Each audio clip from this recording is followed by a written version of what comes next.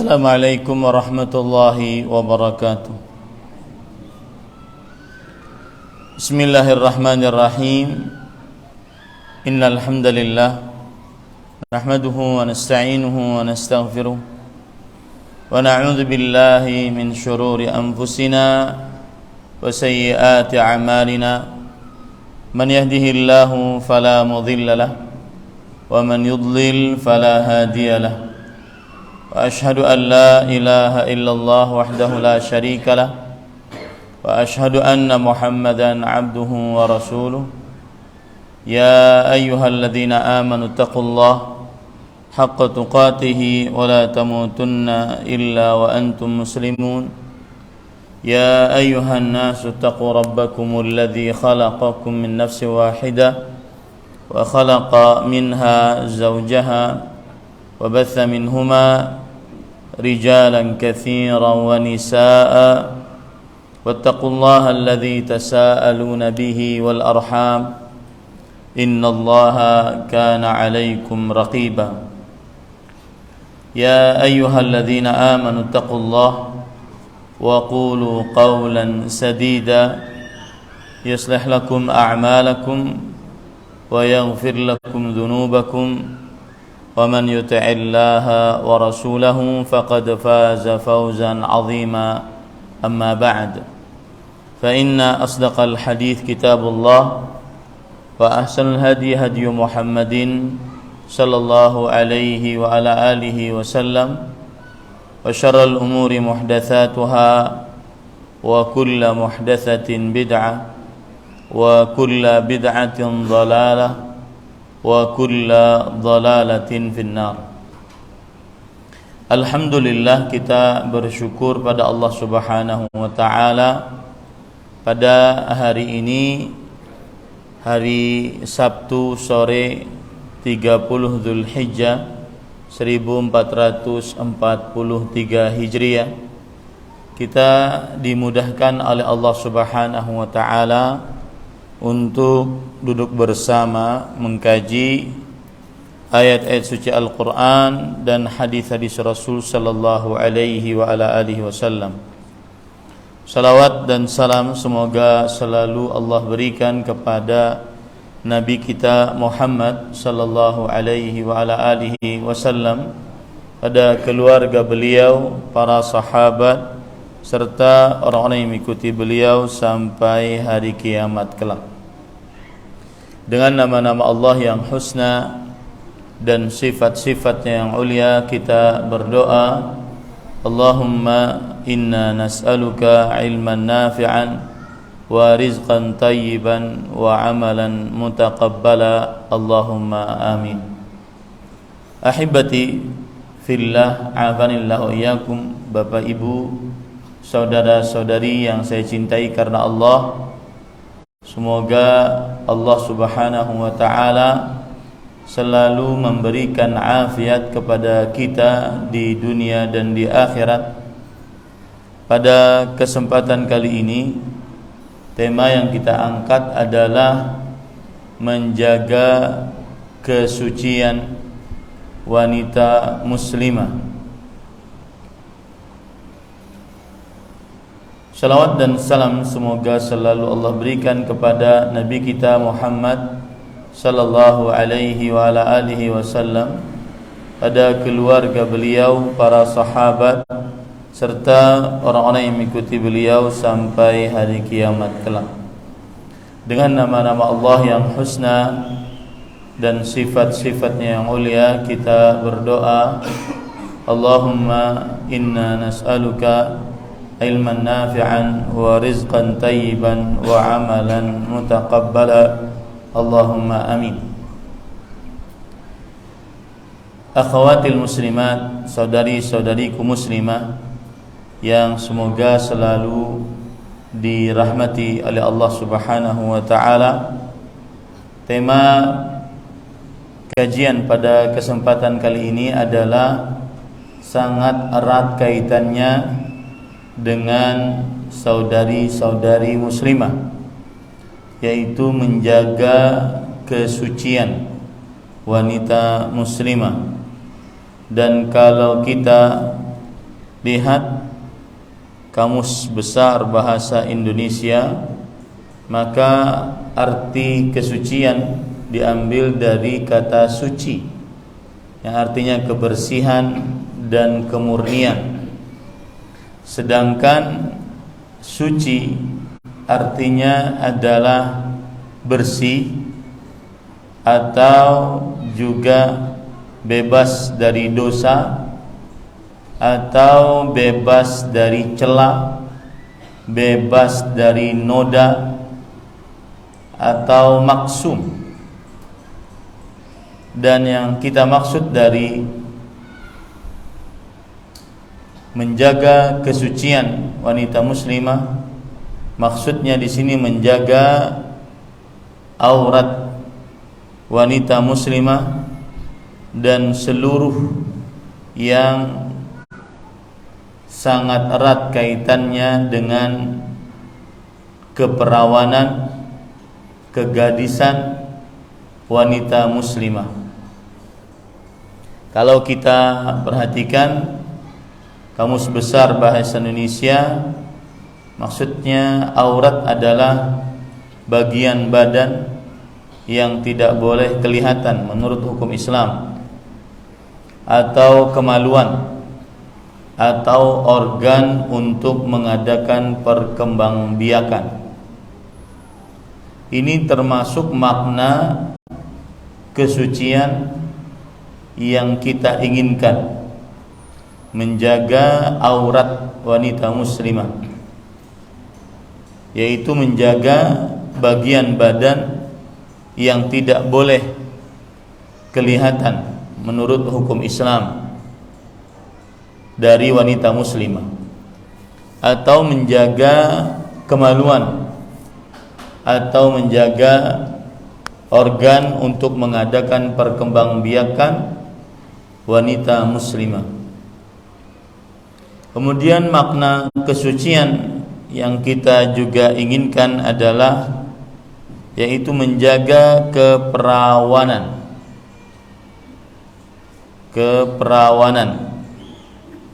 wanita muslimah. Kalau kita buka Kamus Besar Bahasa Indonesia, maka makna perawan adalah anak perempuan yang sudah patut untuk kawin, atau makna perawan adalah belum pernah bersetubuh dengan laki-laki, masih murni. Dan makna keperawanan adalah perihal perawan, kesucian, kemurnian seorang gadis atau kegadisan. Inilah yang dimaksud dengan makna kesucian dalam tema kita. Menjaga kesucian wanita muslimah artinya menjaga keperawanannya, baik itu tentang makna keperawanan adalah tidak pernah disentuh oleh laki-laki, atau makna perawan adalah kegadisan, kemaluannya belum pernah direnggut, keperawanannya belum pernah direnggut tanpa cara yang halal. Ini yang kita maksud dari menjaga kesucian wanita muslimah. Kemudian yang kita maksud juga dari menjaga kesucian wanita muslimah adalah menjaga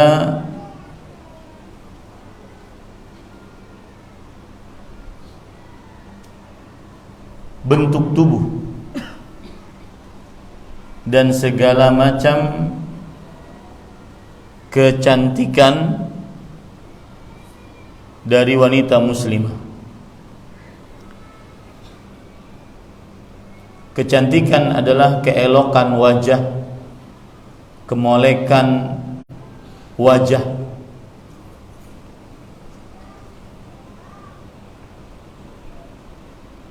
Cantik artinya adalah elok wajah atau muka perempuan. Maka ketika kita mengangkat tema menjaga kesucian wanita muslimah, maka sekali lagi maksudnya adalah menjaga aurat wanita muslimah.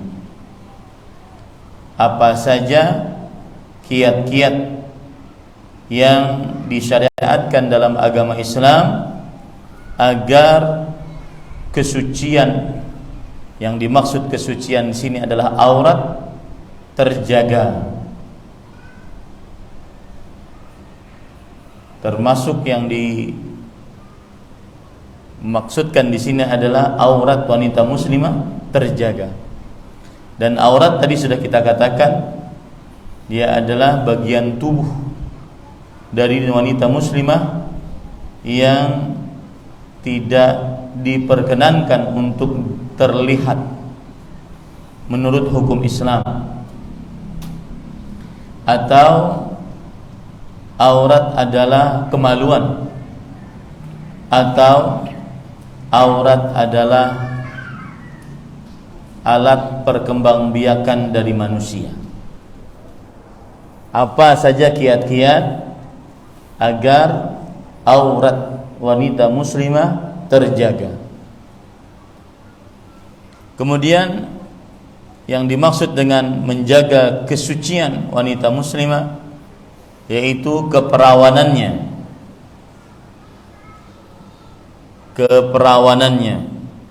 Dan perawan berarti adalah menjaga perihal kemurnian seorang gadis muslimah, menjaga perihal kegadisan seorang wanita muslimah, tidak pernah digauli tanpa kebenaran sehingga keperawanannya terenggut. Kemudian termasuk dari yang dimaksud dengan menjaga kesucian wanita muslimah adalah menjaga kecantikan wanita muslim.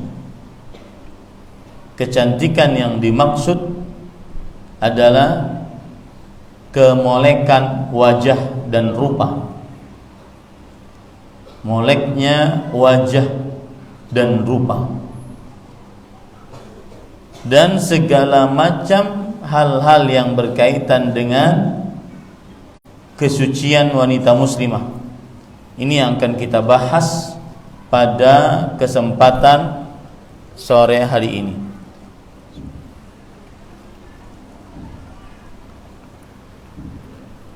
Taib. Sebelum kita membahas kiat-kiat apa saja yang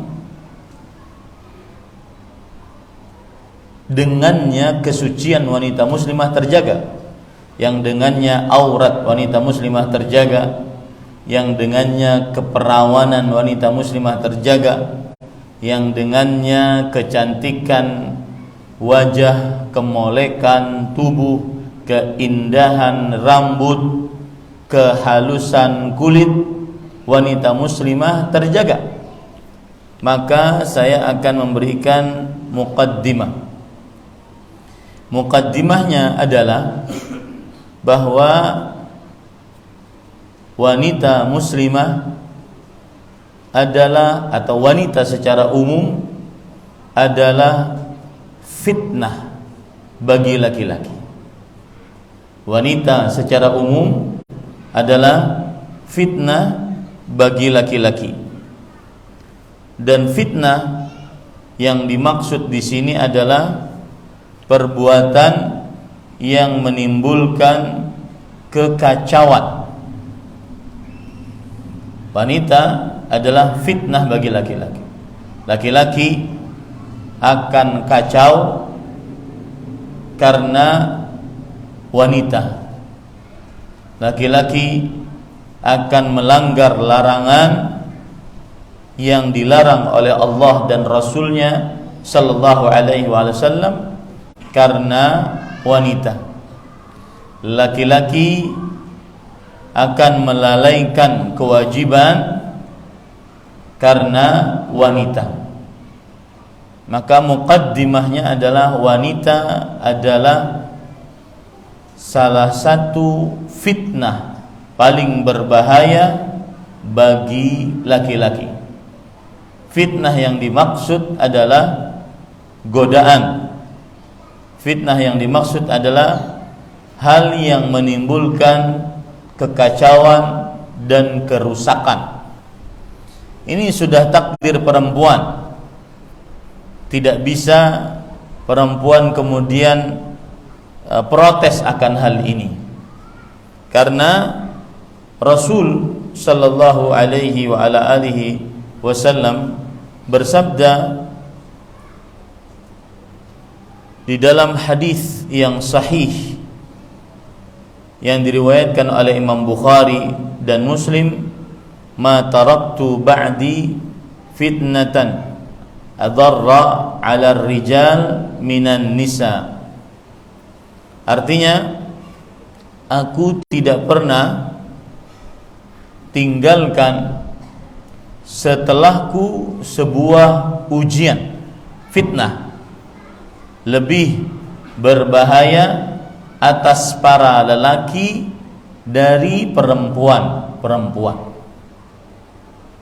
Fitnah yang dimaksud adalah hal yang bisa menimbulkan kekacauan, kerusakan, pelalaian terhadap kewajiban, pelanggaran terhadap larangan. Perempuanlah penyebabnya, wanitalah penyebabnya.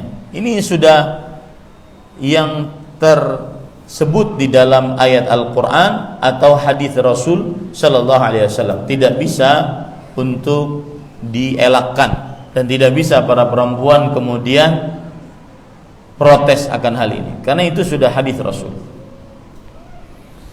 Lihat lagi dalam hadis yang lain bahwa perempuan adalah fitnah, godaan, penyebab kepada kehancuran, kekacauan, kerusakan bagi laki-laki. Sebagaimana hadis riwayat Imam Muslim dan Imam Tirmidzi bahwa Rasul sallallahu alaihi wasallam bersabda, "Innad dunya hulwatun khadhirah wa innallaha mustakhlifukum fiha fayanzuru kaifa ta'malun." Wa fi riwayah liyanzura kaifa ta'malun. Fattaqullaha, saya ulangi, fattaqud dunya wattaqun nisa fa inna awwala fitnati bani Israila kanat fin nisa. Sebelum saya artikan, kalau seandainya ada cuma satu hadis yang menjelaskan bahwa wanita adalah fitnah, godaan bagi laki-laki yang menghantarkan kepada kerusakan bagi laki-laki, kekacauan, pelalaian terhadap kewajiban, pelanggaran terhadap larangan, kalau cuma ada satu hadis yang saya sebutkan tadi, maka ini sudah cukup. Sudah cukup sebagai peringatan keras bagi para perempuan agar tidak menjadi fitnah bagi para lelaki. Ma taraktu ba'di fitnatan adarra 'ala rijal minan nisa. Aku tidak pernah meninggalkan sepeninggalku fitnah, godaan yang menghantarkan kepada keburukan, kehancuran yang lebih berbahaya dari pada lelaki dibandingkan perempuan. Kalau cuma ada satu hadis ini yang menyebutkan tentang bahwa perempuan adalah fitnah, adalah godaan yang menghantarkan kepada kehancuran, kekacauan, pelalaian terhadap kewajiban, pelanggaran terhadap larangan bagi laki-laki, maka hadis ini sudah cukup. Maka hati-hati wahai para lelaki, dan juga hati-hati wahai para perempuan muslimah, jangan sampai menjadi sumber fitnah bagi para lelaki. Karena jika terfitnah, bagaimanapun para perempuan akan menanggung dosanya, karena dia yang menjadi fitnah, menjadi sumber godaan para lelaki yang menghantarkan kepada kehancuran, keburukan, kerusakan, maka dia juga yang mengandung dosanya. Saya beri contoh, seorang perempuan apabila dia mengumbar auratnya,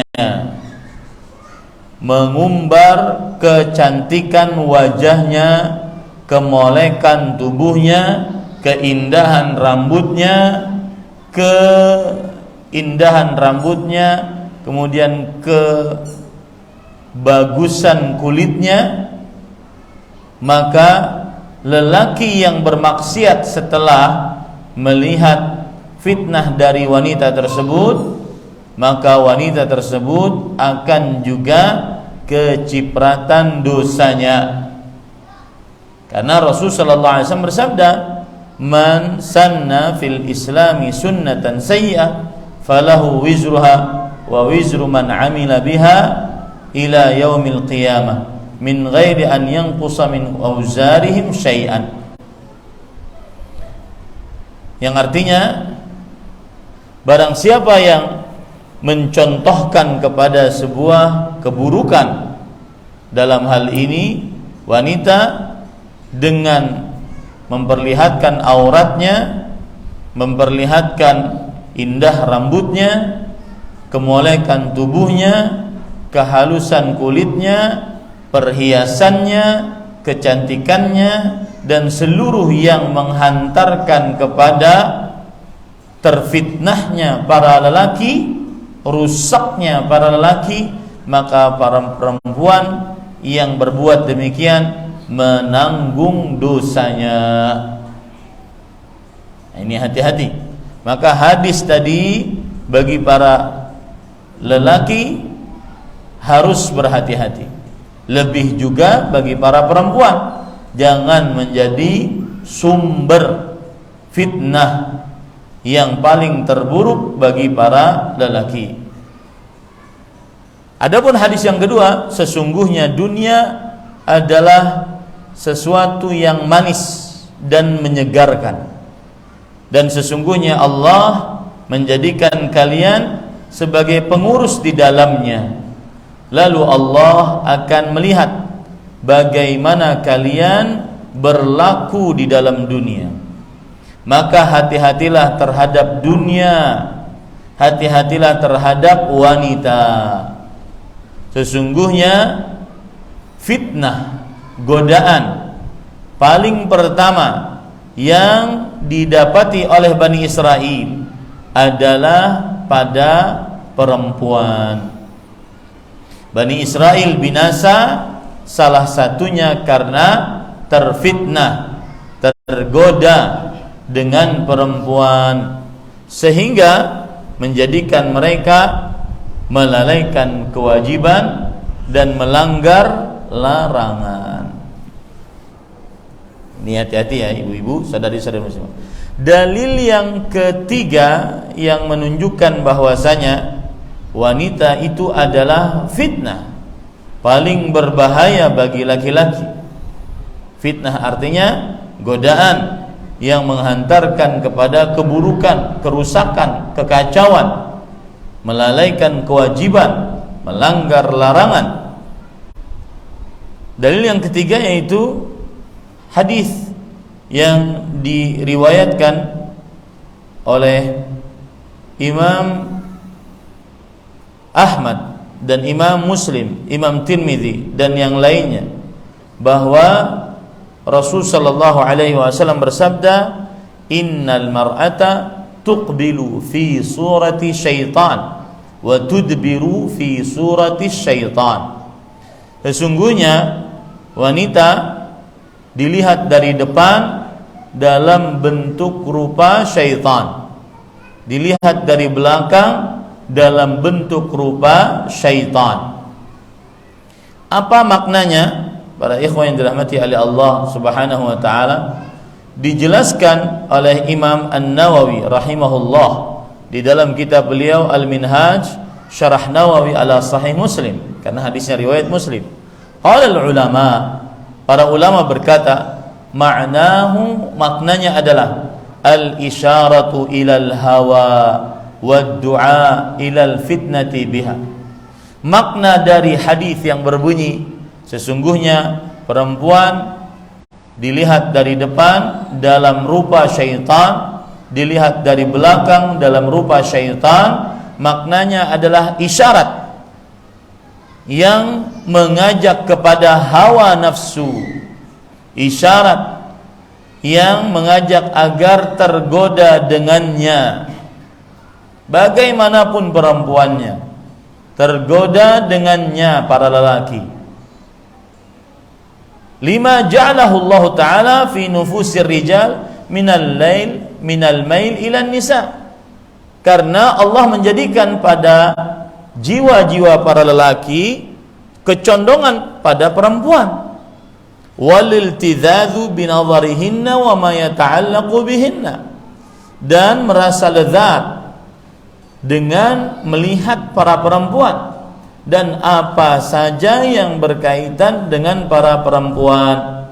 Fahiya syabihatun bisyaitan fi du'aihi ila syarr biwaswasatihi wa tazyinihi lahu. Maka perempuan serupa dengan syaitan dalam perkara mengajak kepada keburukan, memberikan bisikan-bisikan dan menghiasi keburukan-keburukan tersebut sehingga para lelaki tergoda.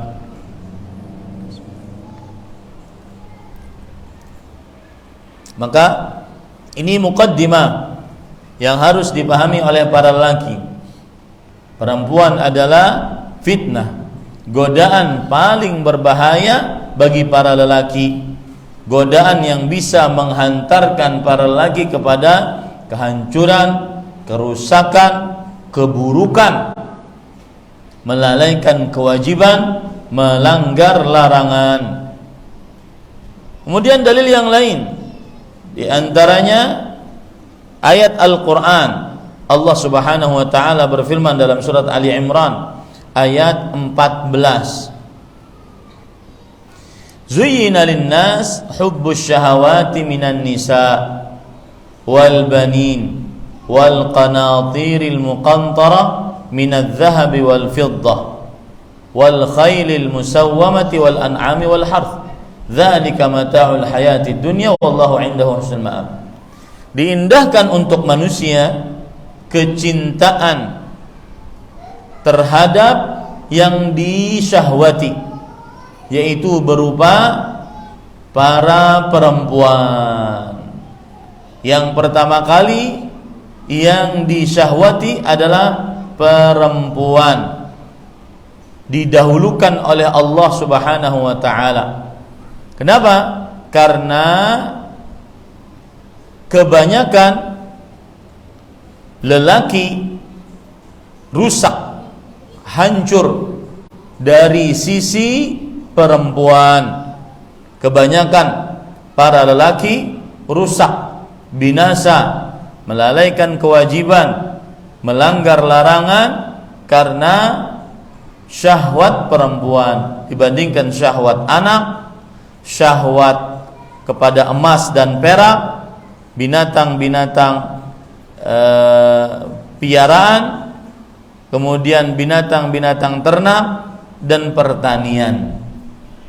Di dalam surat Ali Imran ayat 14 Allah lebih mendahulukan syahwat kepada wanita, karena kebanyakan para lelaki mereka terperosok ke dalam keburukan, kerusakan, kehancuran dari fitnah atau dari godaan perempuan. Oleh sebab itulah salah satu rahasia mengapa Allah mendahulukan penyebutan wanita pezina dibandingkan laki-laki yang berzina di dalam ayat-ayat tentang zina, karena yang paling banyak menggoda adalah para perempuan untuk para lelaki. Para lelaki paling banyak mengerjakan keburukan, kerusakan, melalaikan kewajiban dan melanggar larangan gara-gara tergoda dengan perempuan, terfitnah dengan perempuan. Allah berfirman dalam surat An-Nur ayat 2, Az-zaniyatu waz-zani fajlidu kulla wahidin minhuma mi'ata jaldah. Yang artinya wanita-wanita pezina dan laki-laki pezina. Didahulukan wanita. Kenapa? Karena penyebab terjadinya perbuatan zina yang paling banyak adalah karena laki-laki terfitnah, tergoda dengan para perempuan. Kemudian ahibati fillah, afanillah wa iyyakum, kaum muslimin yang saya cintai karena Allah, semoga Allah Subhanahu wa taala selalu memberikan afiat kepada kita di dunia dan di akhirat. Masih dalam muqaddimah yang pertama, yaitu wanita adalah fitnah, godaan paling berbahaya bagi para lelaki, paling merusak, paling terburuk bagi para lelaki. Sekarang muqaddimah yang kedua, yaitu wanita adalah senjata paling ampuh digunakan oleh iblis dan syaitan mengganggu para hamba-hamba Allah. Wanita adalah senjata paling ampuh dan paling manjur digunakan oleh syaitan mengganggu hamba-hamba Allah, merusak hamba-hamba Allah, melalaikan kewajiban, melanggar larangan. Ini muqaddimah yang kedua. Apa dalilnya? Di antaranya dalilnya adalah Allah berfirman dalam surat Al-A'raf ayat 17.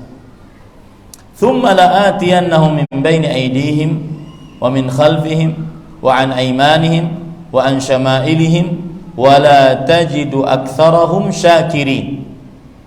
Yang artinya, kemudian sungguh aku akan benar-benar mendatangi mereka dari depan, dari belakang, dari kanan, dari kiri, dan engkau wahai Allah Subhanahu wa taala tidak akan mendapati kebanyakan mereka orang-orang yang pandai bersyukur. Ini ayat Al-A'raf ayat 17, janji iblis kepada Allah mengganggu manusia dari depan, belakang, kanan, kiri. Dari depan maksudnya adalah dilupakan perkara akhirat. Dari belakang maksudnya adalah diindahkan dunia.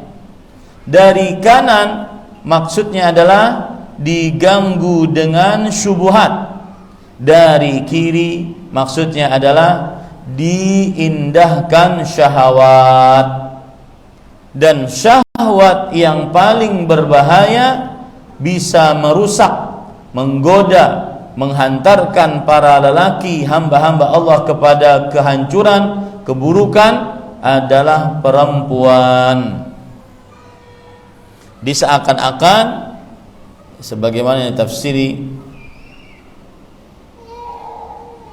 disebutkan tafsirannya di dalam kitab Zammul Hawa, bahwa sahmi alladhi idza ramaitu bihi lam ukhti an-nisa, seakan-akan syaitan ketika mengatakan aku akan ganggu dia dari kiri, maksudnya adalah aku akan lesatkan kepada lelaki anak panah, yang mana kalau sudah aku lesatkan pasti mengena. Kalau sudah aku kenakan pasti mengena, yaitu melalui godaan perempuan. Siapa saja dari para lelaki yang tergoda dengan perempuan pasti tergoda. Makanya tadi saya bilang ke Akhi Badrimin, jangan pernah membuka kesempatan untuk berkomunikasi dengan perempuan walau hanya bertanya perkara dunia jika memang tidak ingin menikahinya. Laki-laki lemah, nanti saya akan sebutkan bagaimana lemahnya.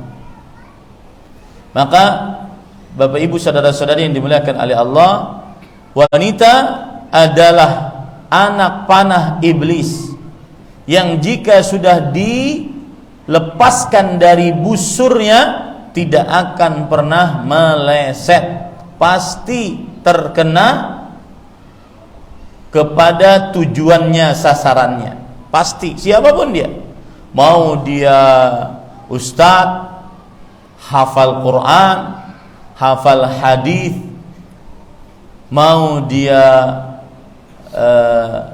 orang awam, mau dia tua, muda, tua-tua keladi, semakin tua semakin menjadi-jadi, kalau sudah berhadapan dengan urusan perempuan maka pasti tergoda, tidak bisa tidak, ya pasti. Mau dia jenggotan, tidak jenggotan, sudah kenal dakwah, tidak kenal dakwah, maka jika sudah urusannya dengan godaan perempuan, maka kalau dia tidak mengelakkannya pasti terkena.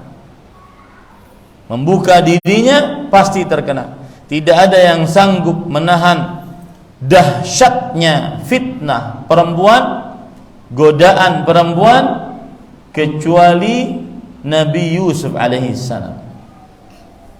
Adapun sekelas kita semua, maka tidak akan pernah bisa melawannya.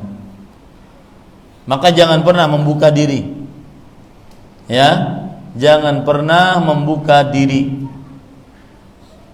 Kalau seandainya berhubungan, maka niatannya menikah. Jika tidak, putuskan, dan sebenar-benar putus, tidak ada ampun, tidak ada celah untuk berhubungan sama sekali.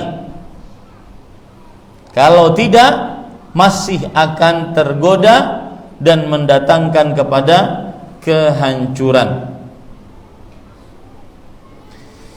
Lihat perkataan dari Sa'id ibnul Musayyab rahimahullahu ta'ala. Beliau adalah seorang tabi'i, disebutkan di dalam kitab Ibnu Abi Syaibah, Musannaf Ibnu Abi Syaibah. Sa'id ibnul Musayyab rahimahullah berkata, ma ya'isa syaitan min syai' illa atahu min qibalin nisa. Tidak pernah syaitan putus asa dalam mengganggu manusia dengan cara apapun, kecuali setelahnya syaitan akan mengganggunya melalui wanita. Ini laki-laki tegar, diganggu dengan godaan harta. Ini laki-laki kuat, diganggu dengan godaan tahta. Tapi syaitan tidak akan pernah putus asa mengganggu laki-laki tersebut dengan godaan perempuan.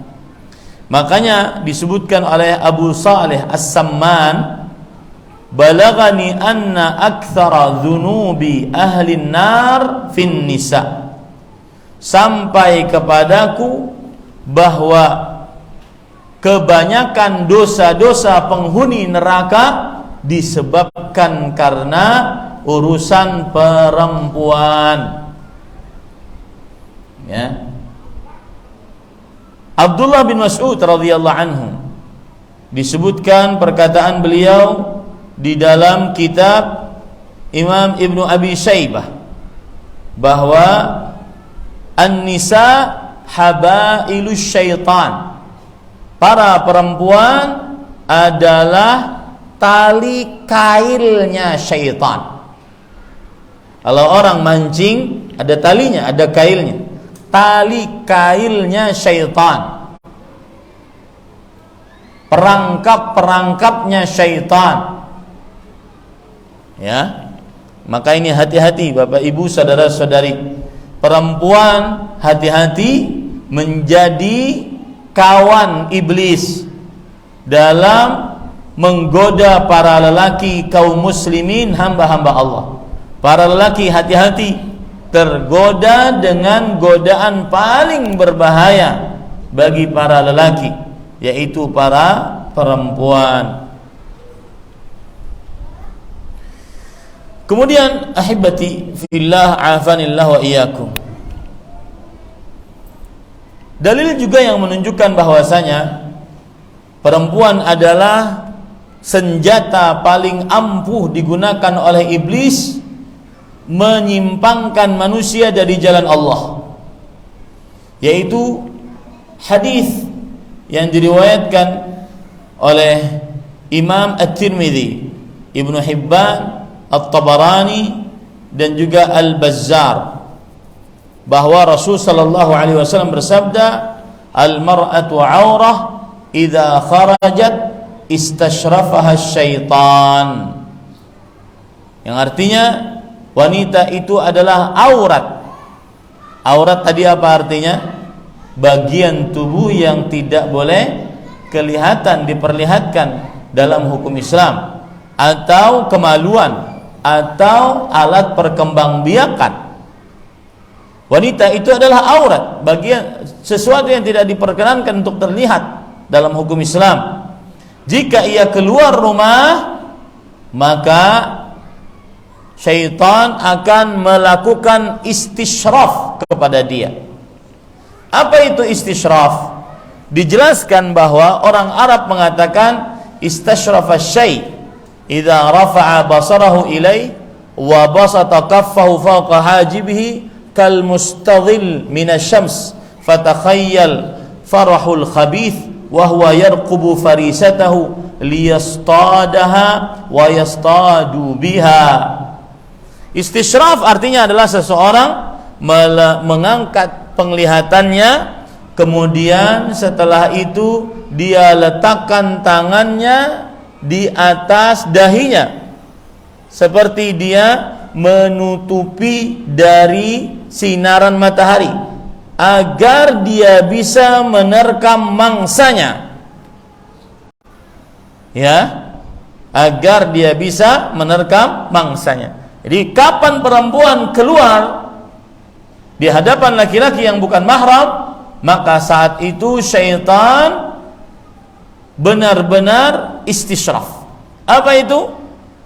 Benar-benar ingin menjadikan perempuan tersebut sebagai alat untuk menjadi fitnah, godaan paling berbahaya bagi para lelaki, menghancurkannya, memburukkannya, dan juga menjadikannya melalaikan kewajiban, melanggar larangan. Ini Bapak Ibu, saudara-saudari yang dimuliakan oleh Allah Subhanahu wa taala. Imam At-Tibi rahimahullah mengatakan, wal ma'na al-mutabadir annaha ma damat fi khidriha lam yatma'is syaitanu fiha. Kata Imam At-Tibi bahwa makna yang terlihat dari hadis ini adalah kapan perempuan masih di dalam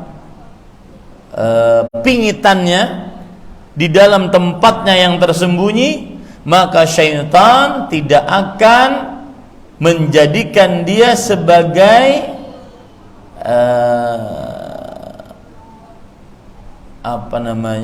sebagai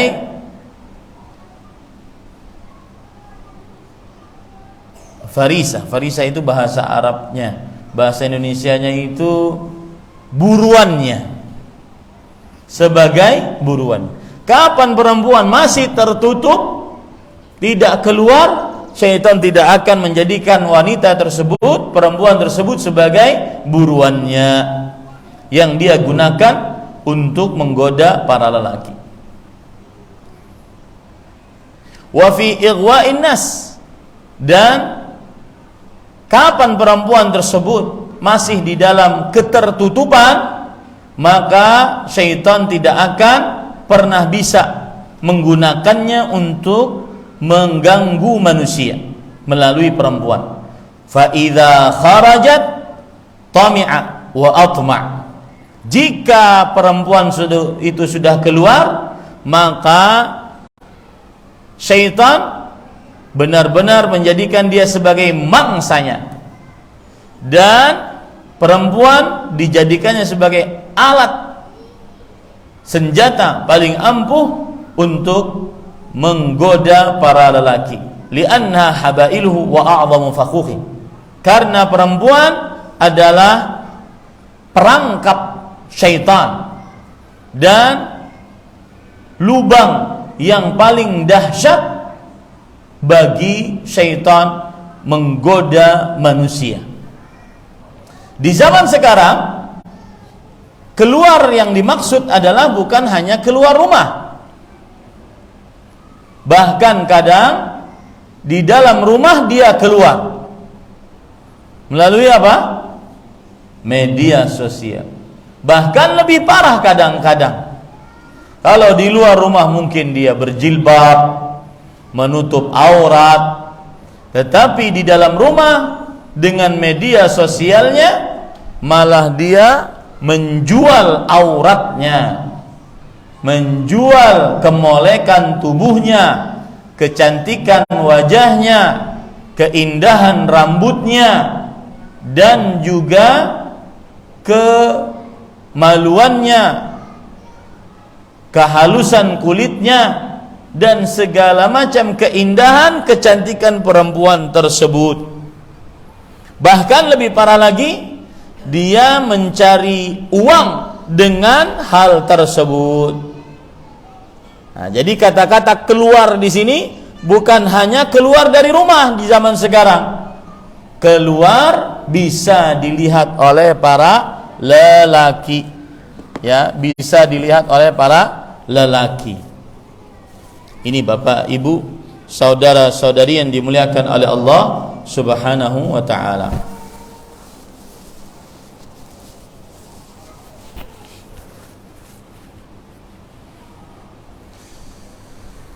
Dan bagi para lelaki ada perkataan dari Imam Syekhul Islam Ibnu Qayyim rahimahullah di dalam kitab beliau Ad-Da' wad-Dawa, yaitu beliau mengatakan perkataan menarik, as-sabru ala ghaddi tarf aisaru minas sabri ala alamin ba'dahu. Allahu akbar. Sabar menjaga pandangan lebih mudah dibandingkan sabar atas kerusakan yang ditimbulkan setelahnya. Kalau orang laki-laki tidak sabar menundukkan pandangannya, maka dia akan melakukan hal-hal yang buruk yang membuat dia akhirnya terperosok ke dalam keburukan, kemudaratan yang sulit untuk ditahan.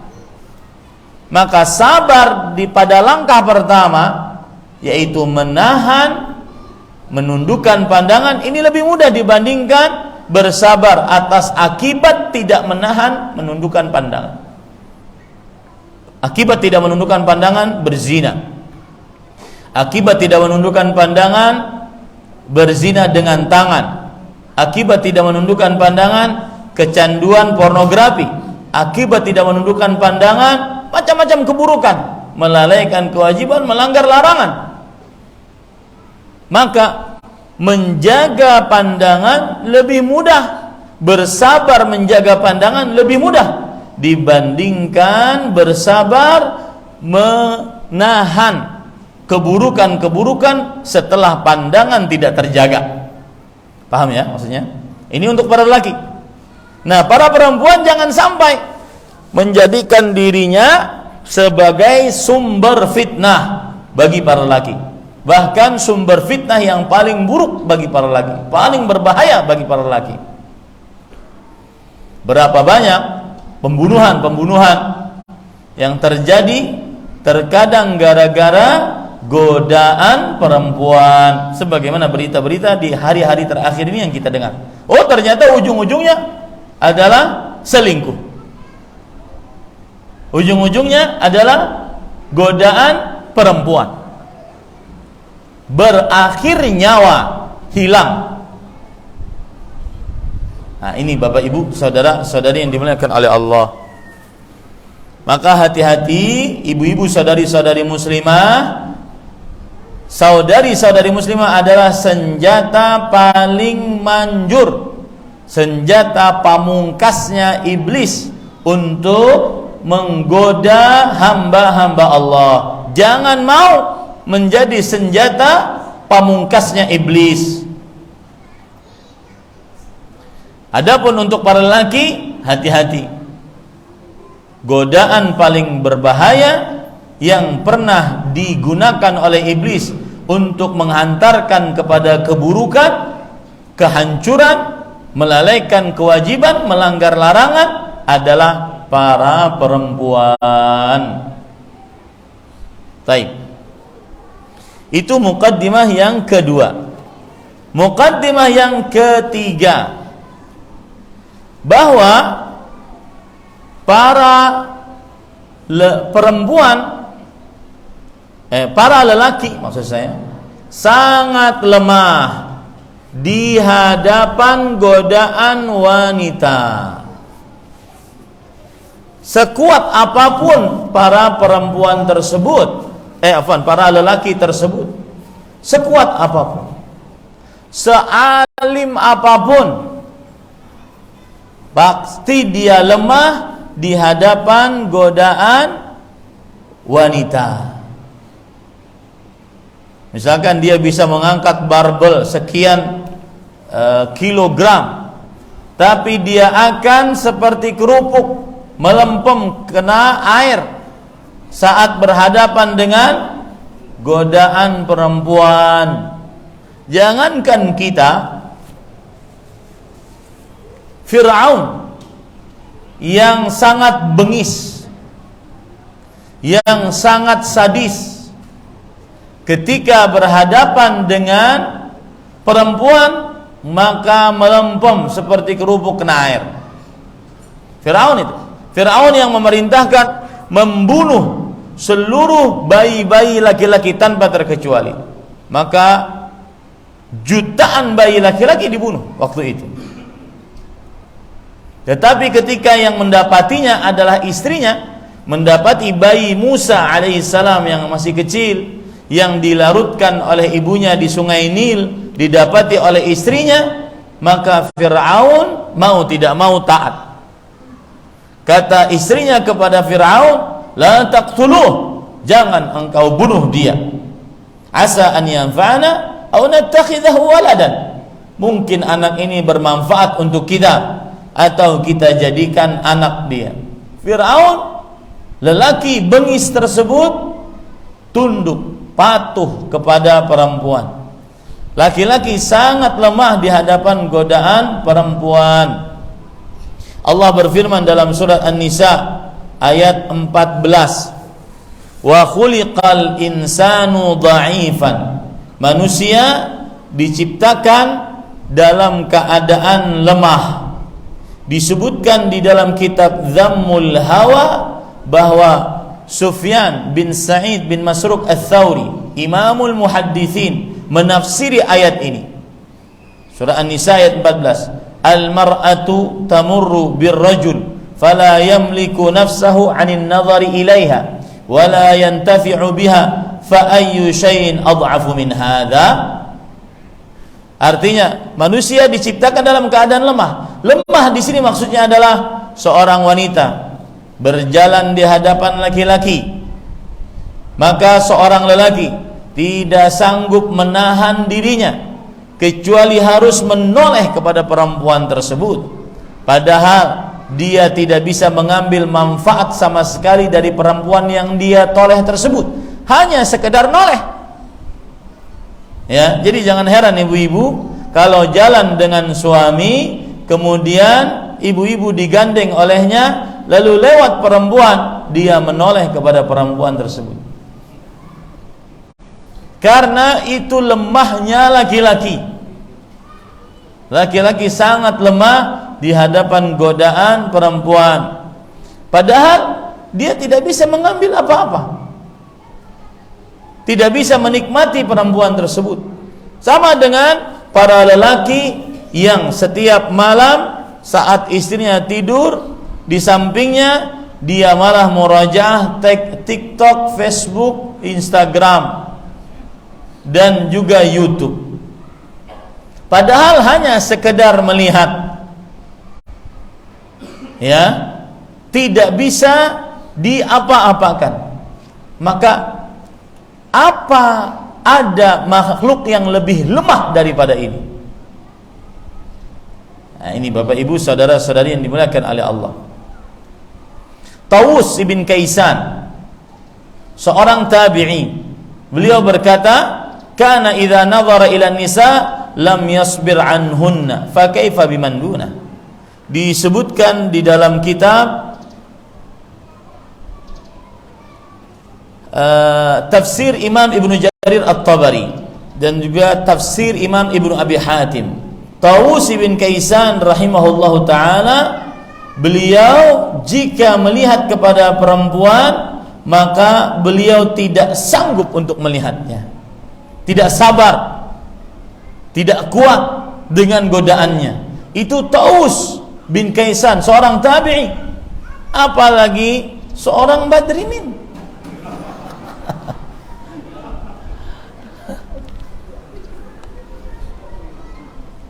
Ya, ini ahibati fillah, afanillah wa iyyakum. Makanya para ikhwan yang dirahmati oleh Allah Subhanahu wa taala,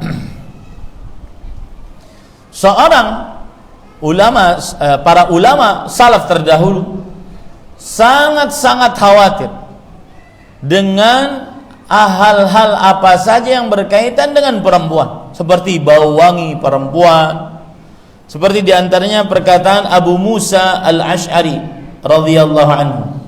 Ini perkataan disebutkan di dalam kitab Musannaf Ibnu Abi Syaibah. Abu Musa Al-Ash'ari berkata, la antam tali'a man khariya min rihi jifah ahabbu ilayya min antam taliyani min rihi imra'ah. Sungguh hidungku ini, pernafasanku ini terisi dengan bau busuk bangkai, lebih aku sukai dibandingkan terisi dengan bau wangi perempuan. Bagaimana di zaman sekarang yang perempuan benar-benar bersolek di hadapan laki-laki. Ini pada ikhwan yang dirahmati oleh Allah Subhanahu wa taala. Lihat lagi perkataan Abdullah bin Mas'ud radhiyallahu anhu yang juga menunjukkan bahwa wajib menjauhi godaan perempuan atau hal-hal yang membuat laki-laki tergoda dengan perempuan. Di antaranya berdesak-desakan. Disebutkan di dalam kitab Musannaf Ibnu Abi Syaibah.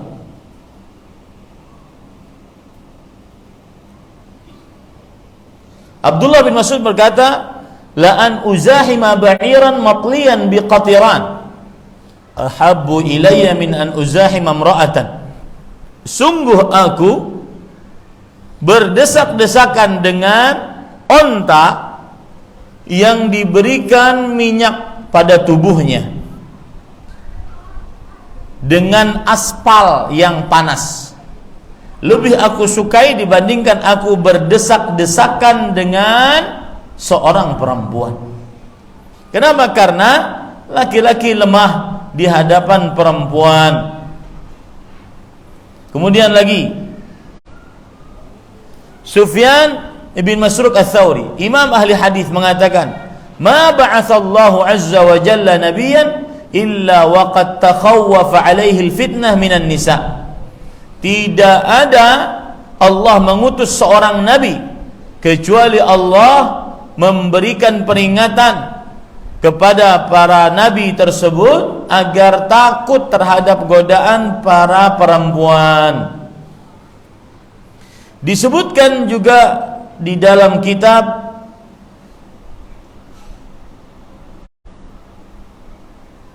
Dhammul Hawa bahwa Sa'id ibn al-Musayyab, seorang tabi'i, wahwa ibnu 84 sana, pada saat itu umurnya 84 tahun, wa qad dhahabat ihda 'ainaihi wa huwa ya'shu bil ukhra, dan salah satu matanya sudah tidak bisa melihat, yang satu rabun.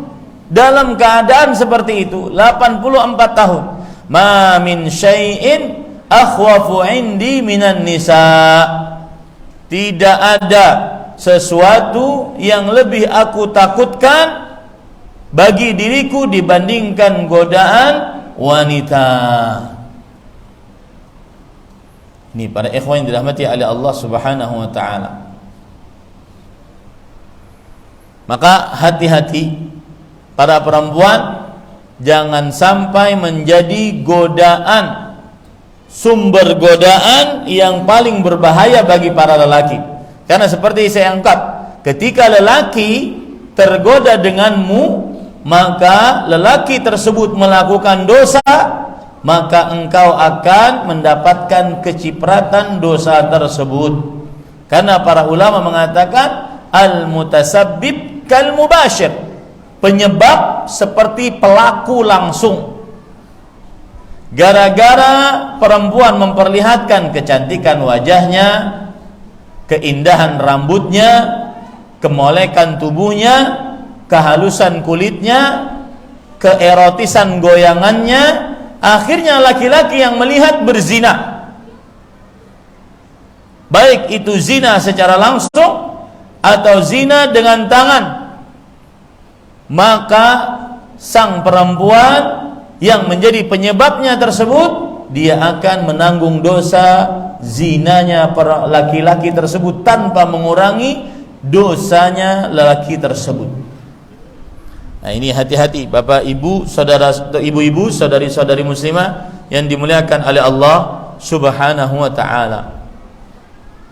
Nah, sekarang kita akan masuk kepada inti kajian kita. Tadi muqaddimah, pendahuluan. Pendahuluannya ada 3. Apa tadi? Wanita adalah fitnah paling berbahaya bagi para lelaki. Maka ini peringatan keras bagi para wanita agar tidak menjadi fitnah paling berbahaya bagi para lelaki. Dan juga peringatan keras bagi para laki agar tidak terfitnah, tidak tergoda yang menyebabkan dirinya terhantar kepada keburukan, kehancuran. Yang kedua, wanita adalah senjata paling ampuh yang digunakan oleh iblis. Maka hati-hati ibu-ibu, saudari-saudari muslimah, janganlah mau menjadi senjata paling ampuh dari syaitan. Dan hati-hati para laki, jangan pernah membuka diri, mendekatkan diri, sebagaimana para salafus saleh tidak mau mendekatkan dirinya dengan apapun yang berkaitan dengan ketergodaannya dengan wanita, baik mencium wangi tubuhnya, baik berdesak-desakan dengannya, baik macam-macam. Yang ketiga muqaddimahnya adalah para lelaki lemah di hadapan para perempuan. Lemah, sangat lemah, tidak akan kuat dan jangan sok kuat. Jangan sok kuat. Yang kuat hanya Nabi Yusuf alaihissalam. Ya, yang kuat hanya Nabi Yusuf alaihissalam. Baik, Bapak Ibu saudara-saudari yang dimuliakan oleh Allah Subhanahu wa taala, sekarang kita masuk kepada kiat untuk menjaga kesucian muslimah. Apa kiat-kiatnya? Yang pertama adalah berhijab. Dan hijab ini adalah kiat paling kuat untuk menjaga kesucian wanita muslimah, menjaga auratnya, menjaga keperawanannya, menjaga kesucian kegadisannya. Hijab adalah kiat paling utama dan paling pertama. Dan makna hijab, para ikhwah yang dirahmati oleh Allah Subhanahu wa taala, adalah disebutkan oleh para ulama, di antaranya oleh Imam Ibnu Manzur di dalam kitab Lisanul Arab, kamus besar bahasa Arab, Al-Man'u minal Wusul. Hijab secara bahasa adalah tertahan dari sampai. Tertahan dari sampai. Makanya para ikhwah yang dirahmati oleh Allah Subhanahu wa taala, di dalam tubuh kita, alis misalkan, disebut dalam bahasa Arab adalah al-hajbu atau hajib. Kenapa? Alis kita inilah yang menahan hal-hal yang kotor dari mata kita. Maka arti hijab secara terminologi syariat adalah arti hijab secara etimologi, secara bahasa adalah tertahan dari sampai. Adapun hijab maknanya secara istilah syariat, perhatikan baik-baik. Sebuah kata yang menunjukkan tertutupnya seorang wanita muslimah dari pandangan laki-laki yang bukan mahramnya. Sebuah kata yang menunjukkan tertutupnya seorang wanita muslimah dari pandangan laki-laki yang bukan mahramnya. Ini disebutkan di dalam kitab I'dad al-mar'ah al-muslimah. Itu arti hijab secara terminologi syariat. Apa saja yang menutupi wanita muslimah dari pandangan laki-laki yang bukan mahramnya, maka itu disebut dengan hijab. Contoh hijab diantaranya adalah yaitu rumah. Contoh hijab diantaranya adalah rumah. Dan rumah hijab yang paling kuat untuk zaman dahulu. Karena sekarang di dalam rumah bisa saja dia tidak berhijab dan tampil di media sosial. Allah berfirman, waqarna fi buyutikunna, dan diamlah kalian wahai para perempuan di rumah-rumah kalian. Surat Al-Ahzab ayat 33. Contoh hijab yang lain adalah horden. Seperti kain-kain yang ada di hadapan saya ini, yang menutupi pandangan saya dari saudari-saudari muslimah di masjid ini. Ini hijab. Allah berfirman di dalam surat Al-Ahzab ayat 53, wa idza sa'altumuhunna mata'an fas'aluhunna min warai hijab. Jika kalian meminta makanan kepada istri-istri Nabi, mintalah kepada mereka dari balik hijab. Contoh hijab adalah jilbab.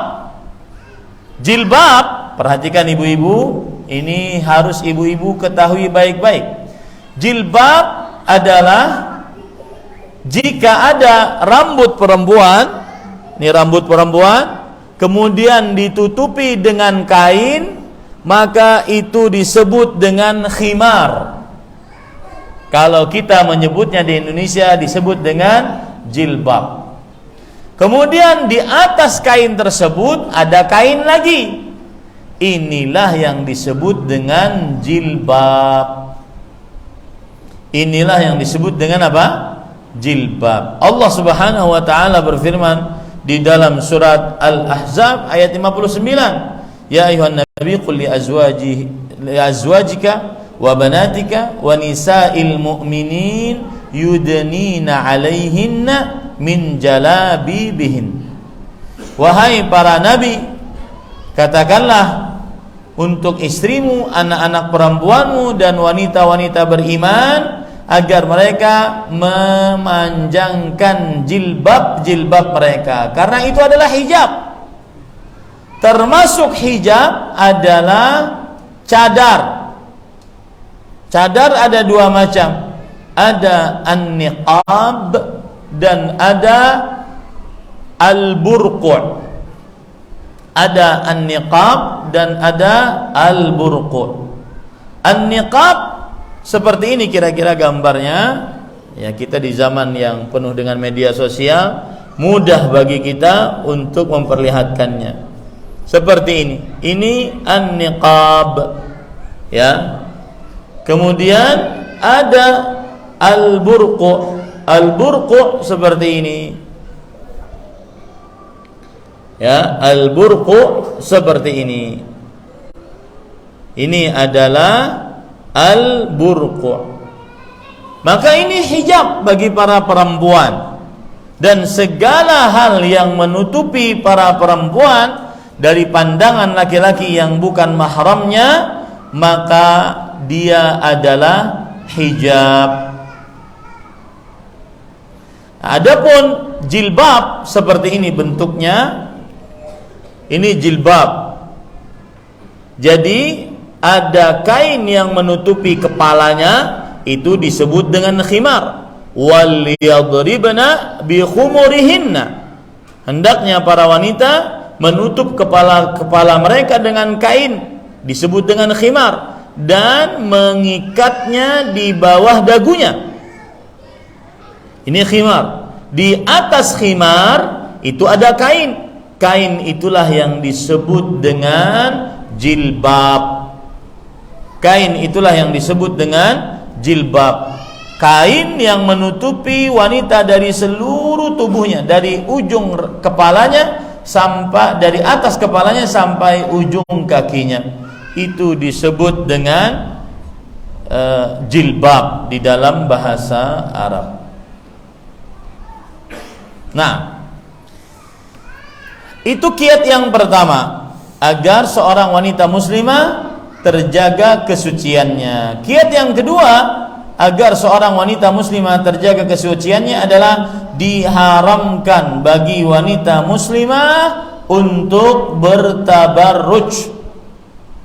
Sebagaimana disebutkan oleh Allah dalam surah Al-Ahzab ayat 33. Wala tabarrajna tabarrujal jahiliyatil ula. Janganlah kalian, wahai para perempuan, bertabarruj sebagaimana wanita-wanita jahiliyah zaman dahulu bertabarruj. Apa itu yang dimaksud dengan tabarruj? Kalau kita perhatikan tafsiran para ulama tafsir, di antaranya Imam Mujahid bin Jabr rahimahullah, yang mana para ulama mengatakan idza ja'aka an Mujahid fahasbu. Jika datang kepadamu tafsiran dari Imam Mujahid, maka cukup tafsiran tersebut bagimu. Beliau mengatakan kanatil mar'ah takhruju tamshi baina yaday rijal fadzalika tabarrujul jahiliyatil ula. Yang artinya adalah seorang wanita keluar berjalan di hadapan laki-laki. Itulah yang disebut dengan tabarrujnya, berhiasnya ala wanita jahiliyah zaman dahulu. Berjalan di hadapan laki-laki. mondar-mandir seperti yang terlihat di media sosial sekarang. Fashion week itu adalah andanan ala jahiliyah, dan sangat disayangkan ketika ada public figure yang mengaku sudah berhijrah, berjilbab, dan ikut-ikutan jalan di sana. Maka salah satu yang bertanggung jawab adalah ustadznya. Harus tegas, harus keras melarang anak-anak didiknya, jamaahnya untuk melakukan demikian. Karena ini dosa besar. Tabarruj itu dosa besar. Tabarruj itu adalah tidak mencium bau wangi surga. Tabarruj itu diancam neraka. Tabarruj itu tidak mendapatkan cahaya di hari kiamat. Tabarruj itu adalah munafik. Tabarruj itu adalah terlaknat. Tabarruj itu adalah ajaran iblis. Tabarruj itu adalah kebiasaan Yahudi dan Nasrani. Dan itu semua saya sanggup menyebutkan dalilnya kalau bukan karena waktunya. Maka hati-hati, ya. Permasalahan seorang wanita muslimah bukan hanya sekedar sudah menutup rambut dengan jilbab, berjalan pun di hadapan laki-laki yang bukan mahramnya, maka ini diharamkan. Coba perhatikan sekarang. Saya akan sebutkan bagaimana ulama-ulama terdahulu mereka sangat mempunyai rasa cemburu, ya, terhadap para perempuannya, keluarga-keluarga perempuannya. Bentar.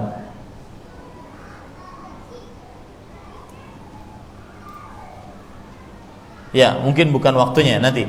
Yang jelas seperti misalkan perkataan Ali bin Abi Thalib, dari hafalan saya. Beliau ketika menjadi Amirul Mukminin, khalifah yang keempat, datang ke kota Madinah, kemudian melihat para perempuan berdesak-desakan di pasar. Beliau berkata, "Ala tastahyun, wahai penduduk laki-laki penduduk kota Madinah, apakah kalian tidak malu? Ala tagharun, apakah kalian tidak punya rasa cemburu, rasa ghairah? Aina ar-rajulah, mana kelaki-lakian? Aina ulama'ukum, mana ulama-ulama kalian? An-nisa yakhrujna yuzahimna al-uluja fil aswaq." Para nisa, para perempuan keluar rumah berdesak-desakan dengan para lelaki di pasar-pasar. Nah, ini para ikhwan yang dirahmati oleh Allah Subhanahu wa taala. Maka hati-hati bertabarruj, termasuk tabarruj berjalan di hadapan laki-laki, apalagi berdasarkan penafsiran dari Imam Qatadah bin Da'amah Sadusi rahimahullah bahwa tabarruj adalah kanatil mar'ah takhrujna min buyutihinna walahunna misyatun wa takassurun wa taghannuj fadzalika tabarrujul jahiliyatil ula. Adalah para perempuan keluar dari rumah-rumah mereka, maka mereka memiliki tata cara, jalan yang khusus mereka miliki, berlenggak-lenggok di hadapan laki-laki yang bukan mahramnya. Itulah dandanan wanita jahiliyah di generasi pertama. Dan saya nasihatkan dari mimbar ini kepada seluruh yang mengemban amanat dakwah, siapapun dia, apapun profesinya, yang ingin berdakwah kepada kaum muslimin dan muslimat, lebih digencarkan lagi untuk mendakwahkan, menjaga kesucian wanita muslimah. Dan itu salah satu sebab saya mengangkat tema ini ketika saya kunjungan sekarang di Bali. Lebih gencar lagi menjelaskan kepada wanita muslimah batasan-batasan aurat, batasan-batasan memperlihatkan tubuh di hadapan laki-laki, batasan-batasan memperlihatkan kecantikan, keindahan rambut, kemolekan tubuh, kebagusan kulit di hadapan laki-laki.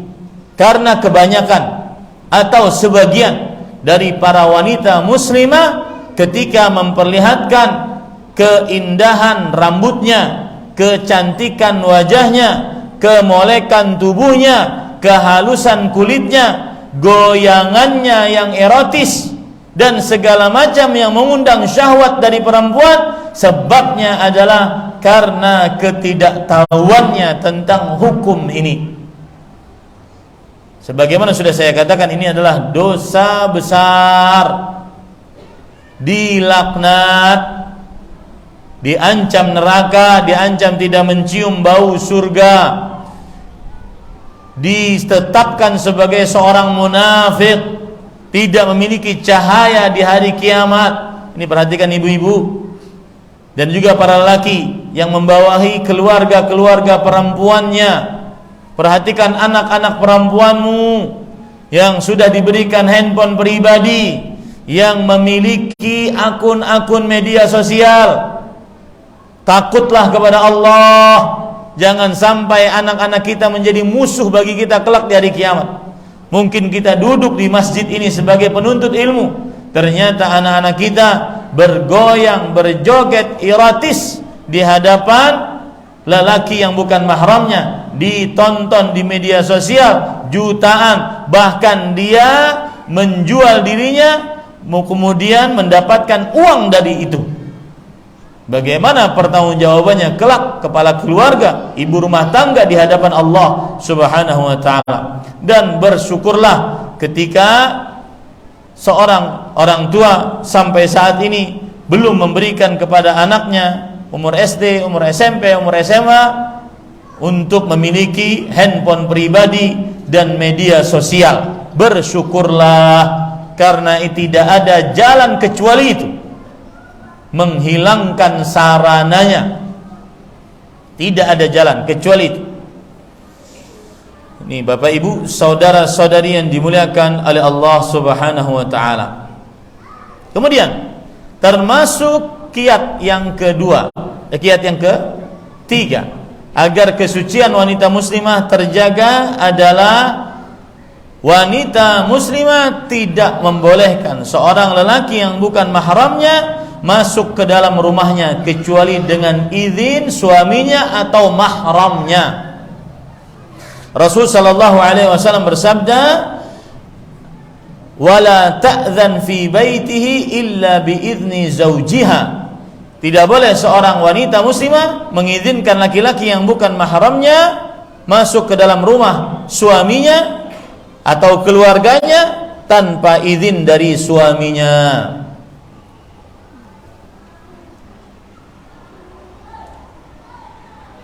Kemudian selanjutnya, agar terjaga kesucian wanita muslimah, yaitu menundukkan pandangan, sebagaimana dalam surah An-Nur ayat 31, wa qul lil mu'minat yaghdudna min absarihinna wa yahfadna furujahunna.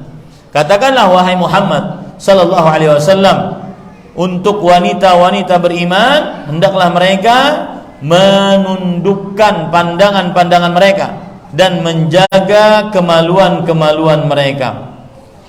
Menundukkan pandangan adalah kiat dan sarana yang paling kuat untuk menjaga kemaluan. Kiat dan sarana yang paling kuat untuk menjaga kemaluan. Kemudian selanjutnya, kiat menjaga kesucian wanita muslimah adalah diharamkan bagi wanita muslimah untuk berjabat tangan, bersentuhan dengan laki-laki yang bukan mahramnya. Sekarang bukan hanya bersentuhan, ditampilkan di media-media sosial kita. Tadi malam sudah saya sebutkan bahwa kita ini sangat terpengaruh dengan apa yang kita lihat, apa yang kita dengar. Dan kita semua memiliki media sosial. maka tidak mustahil apa yang terjadi dari wawancara anak-anak umur 15, 14 kemudian berpelukan laki-laki perempuan, itu bisa terjadi pada anak-anak kita di sekolah-sekolahnya. Karena manusia sangat terpengaruh dengan apa yang dilihat dan apa yang didengar. Maka salah satu kiatnya adalah mengenalkan hukum Islam. Diharamkan bersentuhan, apalagi sampai berpelukan, apalagi sampai berciuman, diharamkan. Karena Rasul sallallahu alaihi wasallam bersabda di dalam hadis yang diriwayatkan oleh Imam At-Tabarani dari Ma'qil bin Yasar radhiyallahu an, Nabi Muhammad sallallahu alaihi wasallam bersabda, la an yud'ana fi ra'si ahadikum bimakhitin min hadid khairun lahu min an yamassa imra'atan la tahillu lah. Sungguh seseorang ditancapkan paku dari besi di kepalanya lebih baik dibandingkan dia bersentuhan dengan wanita yang tidak halal untuknya. Rasul sallallahu alaihi wasallam bersabda dalam hadis yang diriwayatkan oleh Imam At-Tabarani, la amassu aidian nisa, aku tidak pernah bersentuhan dengan tangan para perempuan. Di dalam hadis yang diriwayatkan oleh Imam Malik dalam kitabnya Al-Muwatta, inni la usafihun nisa, aku tidak berjabat tangan dengan perempuan walaupun dengan pembalut atau penghalang, tidak boleh. Ya, walaupun dengan penghalang tidak diperbolehkan. Kenapa? Karena Aisyah radhiyallahu anha berkata, ma massat yadu Rasulillah sallallahu alaihi wasallam yada imra'ah illa imra'atan yamlikuha. Tidak pernah tangan Rasul sallallahu alaihi wasallam bersentuhan dengan tangan para perempuan kecuali perempuan yang dimilikinya, istrinya dan budak-budaknya. Kiat selanjutnya yaitu diharamkannya berkhalwat, berdua-duaan dengan perempuan yang bukan mahramnya. Rasul sallallahu alaihi wasallam bersabda, la yakhluwanna rajulun bimra'ah illa kana illa wa ma'ha dzu mahram. Hadis riwayat Imam Bukhari dan juga Imam Muslim. Tidaklah sekali-kali seorang laki-laki berdua-duaan dengan perempuan kecuali bersamanya mahramnya. Dalam riwayat Imam Ahmad, illa kana thalithuhuma syaitan, tidaklah seorang laki-laki berdua-duaan dengan seorang perempuan kecuali pihak ketiganya adalah syaitan. Kemudian para ikhwan yang dirahmati oleh Allah, termasuk kiat menjaga kesucian wanita muslimah, tidak bersafar dengan tanpa mahram, tidak bersafar sendirian tanpa mahram. Rasul sallallahu alaihi wasallam bersabda dalam hadis yang diriwayatkan oleh Imam Bukhari dan Muslim, la tusafiril mar'ah illa ma'a dzi mahram. Tidaklah seorang wanita berpergian kecuali bersama mahram. Ya, kecuali bersamanya mahram. Dan wanita muslimah bepergian bersama mahram itu tanda keimanannya. Kemudian kiat selanjutnya adalah tidak keluar dari rumahnya ataupun tidak keluar tidak berhadap-hadapan dengan laki-laki yang bukan mahramnya dalam keadaan memakai minyak wangi, baik dalam rumah atau di luar rumah. Memakai minyak wangi. Dalam hadis yang diriwayatkan oleh Imam Ahmad, ayyuma imra'ah ista'tarat thumma kharajat famarrat ala qaumin liyajidu rihaha fahiya zaniyah wa kullu 'ainin zaniyah. Wanita mana saja yang memakai minyak wangi kemudian dia keluar lalu dia melewati suatu kaum agar orang-orang mencium bau wanginya, maka wanita tersebut adalah pezina dan setiap yang melihatnya adalah berzina. Jangankan ke tempat-tempat perkumpulan biasa, ke masjid tidak diperbolehkan memakai minyak wangi bagi para perempuan. idza syahidat ihdakunnal masjida fala tamassa tiban. Jika salah seorang dari perempuan ingin pergi ke masjid untuk sholat berjamaah, jangan sekali-kali menyentuh minyak wangi apapun. Hadis riwayat Imam Muslim. Kemudian yang kesembilan, yaitu melemah lembutkan ucapan, terlalu mendesah-desah saat berbicara dengan para lelaki. Ini diharamkan. Allah Subhanahu wa taala berfirman, "Fala takhdha'na bil qaul fayatma'a alladhi fi qalbihi marad wa qulna qawlan ma'rufa." Surah Ahzab ayat 32. Janganlah para wanita melemah lembutkan ucapan. Maka orang-orang yang dalam hatinya ada ketamakan kepada perempuan akan tamak, dan ucapkanlah ucapan yang baik. Terakhir, yang keberapa nih? 10. Yaitu kiat menjaga kesucian wanita muslimah, tidak bercampur baur dengan para lelaki tanpa ada hijab, walaupun dalam pengajian. Enak sekali ustadznya nonton perempuan, ya, apalagi perempuannya cantik-cantik. Tidak benar itu.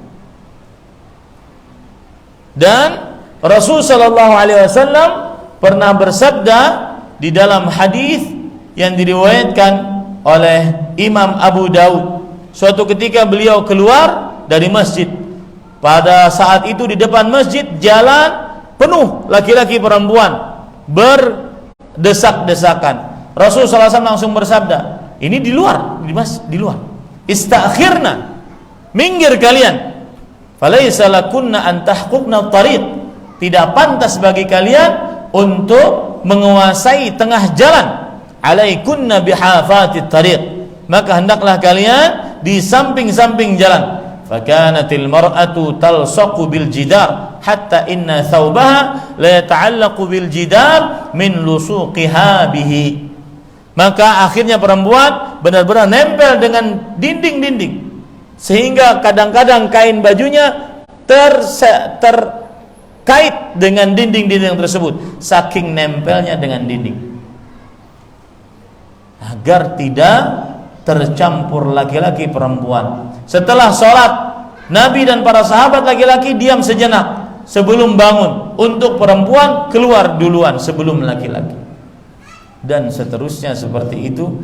Itulah 10 kiat menjaga kesucian aurat, kesucian keperawanan, kesucian kemolekan tubuhnya seorang wanita muslimah. Wallahu a'lam.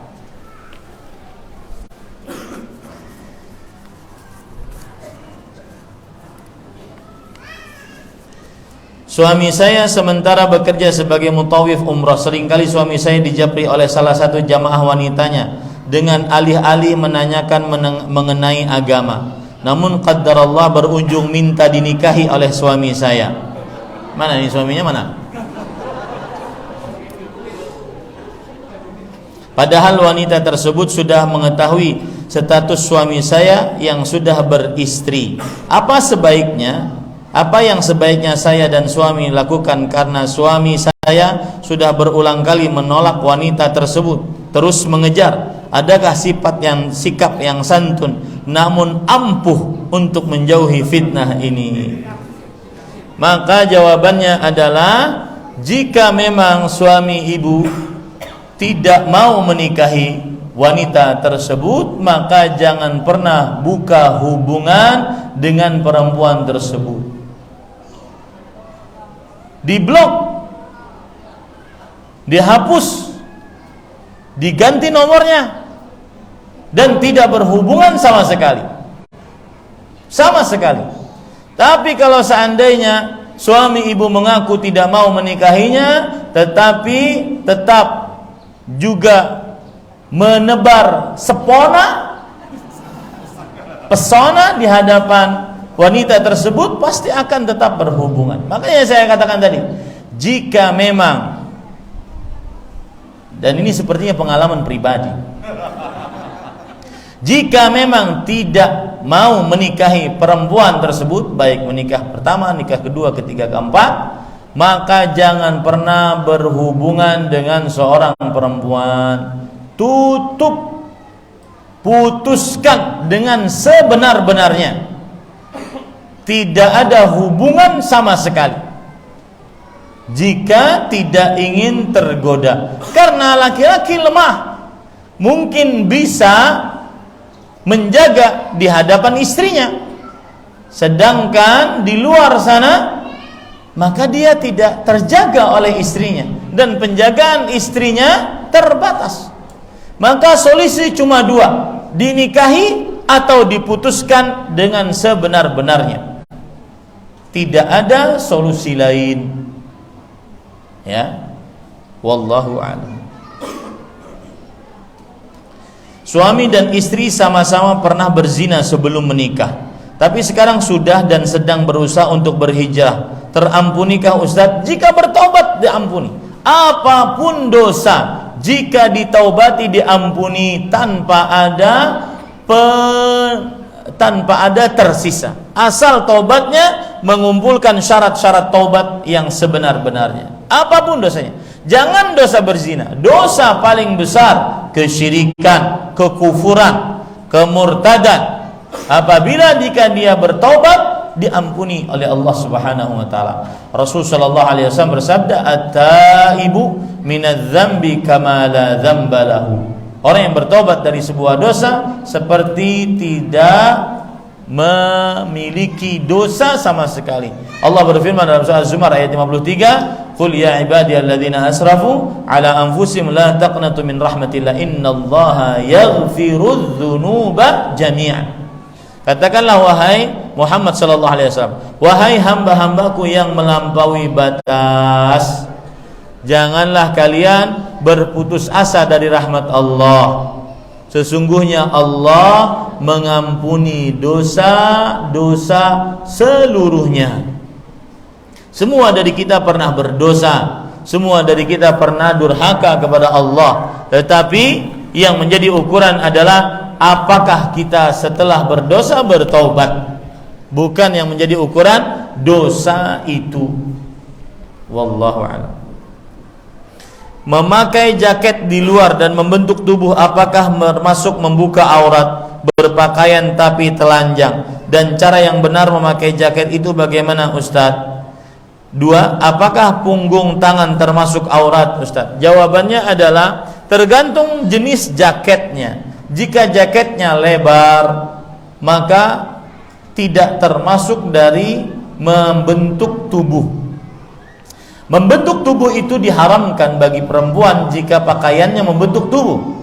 Karena Aisyah radhiyallahu anha mengatakan, "Innaha la tashif walakinnaha tasif." Mungkin dia tidak tipis menerawang, tetapi dia tasif, yaitu membentuk tubuh. Mungkin dia tidak tipis menerawang, tetapi membentuk tubuh. Maka apa saja pakaian yang membentuk tubuh bagi wanita muslimah diharamkan. Membentuk tubuh maksudnya sangat ketat. Adapun jaket yang mungkin dia agak sempit sedikit tetapi tidak sampai kepada membentuk tubuhnya, maka tidak mengapa, dan jika lebar lebih diutamakan. Punggung tangan terjadi ikhtilaf di antara para ulama. Wallahu alam, dia bukan aurat. Wallahu alam. Apa hukumnya seorang muslimah memakai busana adat yang di situ terdapat pernak-pernik perhiasan dan warna-warni? Maka jawabannya, jika dipakai di hadapan perempuan muslimah tidak mengapa. Jika dipakai di hadapan laki-laki yang bukan mahramnya, haram. Karena Allah berfirman, wala yubdina zinatahunna. Janganlah perempuan memperlihatkan keindahannya. Keindahan perempuan dibagi menjadi dua. Pertama, tubuh perempuan tersebut dari ujung rambut sampai ujung kaki. Yang kedua, apa yang dipakaikan kepada perempuan. Ya, itu diharamkan untuk dilihatkan. Seperti wajahnya, seperti kemolekan tubuhnya, kehalusan kulitnya, keindahan rambutnya, itu perhiasan. Atau seperti wajahnya yang di make upi. Apalagi di zaman sekarang ada tutorialnya dan dapat duit dari situ. Dan itu haram, hasilnya haram. Ya, kemudian setelah itu perhiasannya dari mulai cincin hidung, anting, kalung, gelang, cincin tangan, gelang kaki, gelang tangan, perhiasannya diharamkan untuk terlihat di hadapan laki-laki yang bukan mahramnya. Kemudian termasuk di dalamnya pakaian-pakaian yang indah, yang apabila dipakai di hadapan laki-laki yang bukan mahramnya, laki-laki tersebut terpesona dengan indahnya pakaiannya, meskipun berjilbab lebar, bercadar. Ini perhiasan yang dimaksud dalam ayat. Ya, apalagi kalau seandainya memang pakaian tersebut benar-benar indah. Wallahu a'lam. Bagaimana jika wanita sudah terlanjur berinteraksi dengan lawan jenis? Chatnya sudah tidak di dan lawan jenis. Apa ini? Chat sudah tidak di hal yang penting. Bagaimana jika keduanya sudah sama-sama terfitnah? Maka jawabannya adalah, jika sudah sama-sama terfitnah, bertobat kepada Allah, putuskan hubungan atau menikah. Maka saya katakan, laki-laki dan perempuan yang berhubungan bukan status yang halal, maka tidak ada solusi kecuali dua: menikah atau diputuskan dengan sebenar-benarnya. Allahu a'lam. Bagaimana cara menasihati kakak, saudari tertua agar mau menutup aurat? Terkadang susah saya menasihati, malah saya dikatakan dengan terlalu ekstrim. Jangan terlalu ekstrim dalam beragama, belajar agama sewajarnya saja. Maka kita katakan sewajarnya adalah memakai jilbab. Sewajarnya perempuan memakai jilbab. Ya, wallahu a'lam. Apa hukumnya seorang ikhwan suka menonton film yang ada gambar ikhwan yang tidak? Apa hukumnya seorang ikhwan suka menonton film yang ada gambar ikhwan yang tidak berjilbab? Iya, tulisannya ikhwan di sini. Antum lihatnya. Mungkin akhwat ya. Makanya pakai bahasa Indonesia yang baik dan benar. Bukan ikhwan dan akhwat. Ya, pakai bahasa Indonesia yang baik dan benar. Apa hukumnya seorang lelaki suka menonton film yang ada gambar perempuannya yang tidak berjilbab? Maka hukumnya haram, karena Allah Subhanahu wa taala berfirman, "Qul lil mu'minina yaghdudna min absarihim wa yaghuddu min absarihim wa yahfadhu furujahum." Katakanlah, wahai Muhammad SAW, untuk lelaki beriman hendaknya mereka menundukkan pandangan dan menjaga kemaluan.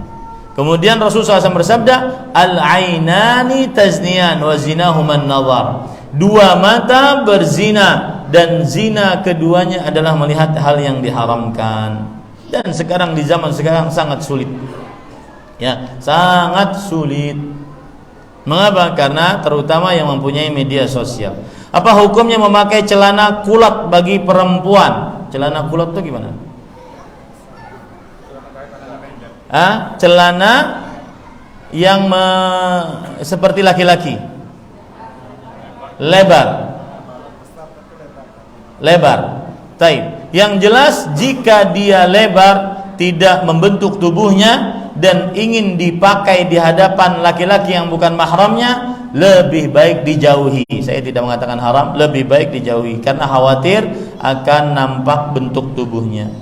Apakah bagian wanita bawah dagu merupakan aurat? Kalau iya, bagaimana solusinya bila tidak memakai niqab? Jawabannya adalah jangan sampai diperlihatkan yang bawah dagunya, tetapi ditutupi pas bertepatan dengan dagunya di sini, ya. Seperti ini. Wallahu a'lam. Ini yang bisa sampaikan, dan ini adalah kajian yang lumayan lengkap berkaitan dengan kesucian wanita muslimah. Siapa saja dari wanita-wanita muslimah yang ingin mengetahui bagaimana kesucian dan menjaganya, maka mungkin diminta untuk melihat kajian ini kembali. Ya, diminta untuk melihat kajian ini kembali. Kita cukupkan dengan kafaratul majlis. Subhanakallahumma wa bihamdik, asyhadu an la ilaha illa anta, astaghfiruka wa atubu ilaik. Wa sallallahu nabiyana Muhammad walhamdulillahirabbil alamin. Wassalamualaikum warahmatullahi wabarakatuh.